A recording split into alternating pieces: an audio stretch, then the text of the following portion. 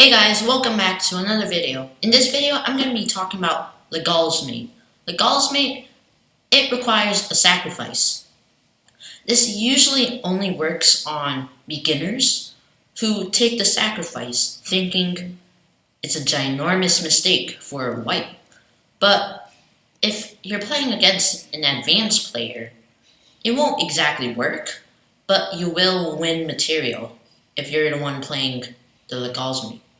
So I'll show you later, and let's get into it.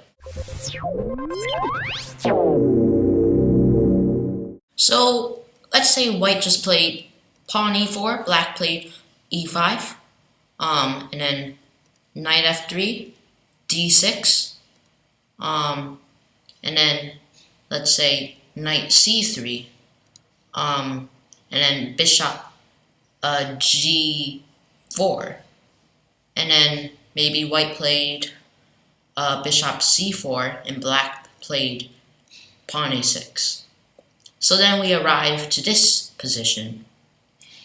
This Legál'S mate requires the sacrifice of a queen. It's only usually done in the opening, like this. So how white would proceed is moving this knight on f3 and taking the e5 pawn. Now you might be wondering, why does white just hang his queen? I mean, the bishop could easily just take. But that's the sacrifice. So here, if black does take the queen, then it's a force mate from here. Uses his c4 bishop and takes f7. Check. Now, you might have noticed that black's king only has one move. It can't take the bishop because the knight is guarding it, and it can't go to d7 because that knight is also guarding that square. And obviously nothing can take that bishop, and nothing can block the check. So it has to go to e7. And the final move is knight on c3, goes to d5 and checks the king. Now this is a checkmate. You might have noticed that black's king can't take the bishop still. It can't go to e6 because the bishop will guard that square. It can't go to f6 because the knight on d5 is guarding that square, and it still can't go to d7 or e8 because the knight and bishop, respectively, are guarding the square. So that is the Legál'S mate. So back to this position where white takes the pawn and black has the chance to take the queen. But let's say you're an advanced person and you see this Legál'S mate. You see it coming. But now if black decides to take the knight here with his d pawn, then white still gains a pawn, because notice how this bishop on g4 is undefended. So white's queen could then take the bishop, and then white will be up a pawn since he took the e4 pawn. And if black decides to move his bishop away, so it's not guarding the f7 pawn, so meaning not here, or obviously not here because the queen will just take that bishop. But if black does not move here, so bishop d7 or bishop c8, then white could still go on with the Legál'S mate. The bishop on c4 will still take the f7 pawn. Black will still have to go to e7 with his king, and then white's knight will be able to go down to d5 and checkmate. So the only safe move is for black is either e6 or taking the not taking the queen. Is either bishop e6 or taking the knight with his d pawn. Either way, he can't prevent his pawn being lost. Like, he can't gain the pawn back in anywhere in the near future. So let's say we decide to play on from this position. Maybe black wants to go here, trading his now bad bishop for white's good bishop.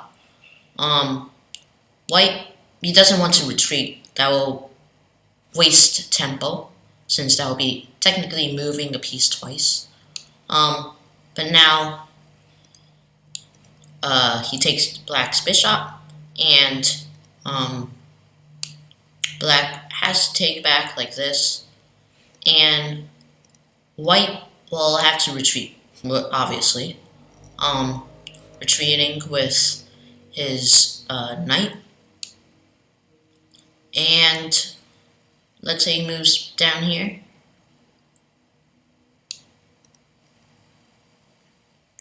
And now you see that white is ahead in development.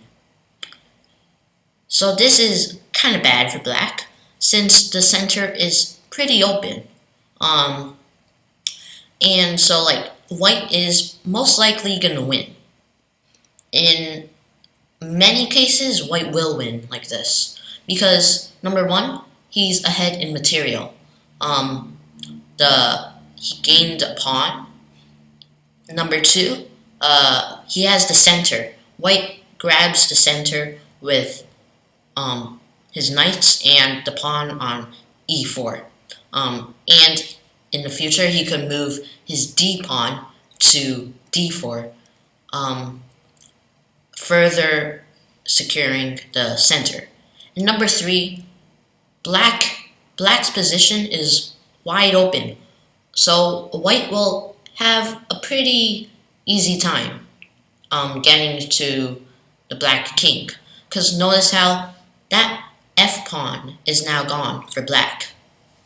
So that leaves that whole light square diagonal to the black king, meaning h5 to e8. That whole diagonal is open, so white's queen could go down there. And so those are the three reasons why black is pretty much in danger and white will pretty much win. You could put this on your chessboard if you have it right now, but it seems pretty easy to win. I mean, black will obviously want to get ahead in development, but there's pretty much nothing he can do to catch up in development. I mean, he could go here, securing that d4 square. And then white will just castle, I guess. Black plays here, further securing that square, the d4 square. White goes to d3. Let's say black plays here, and then bishop here. And you could tell that black isn't even castled yet. That's the problem. So now that white has all his forces in the center, it's easy to get to the king, the black king, because black doesn't have enough space to do much. So that's the reason why Legál'S mate is pretty much bad for black.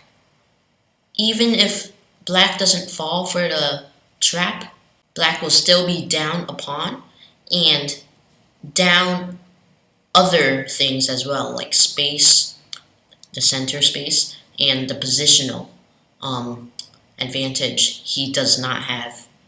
So that would be it for today's video. Hopefully you guys enjoyed it. If you guys did, leave a like, subscribe, and click that notifications bell so you never miss another video.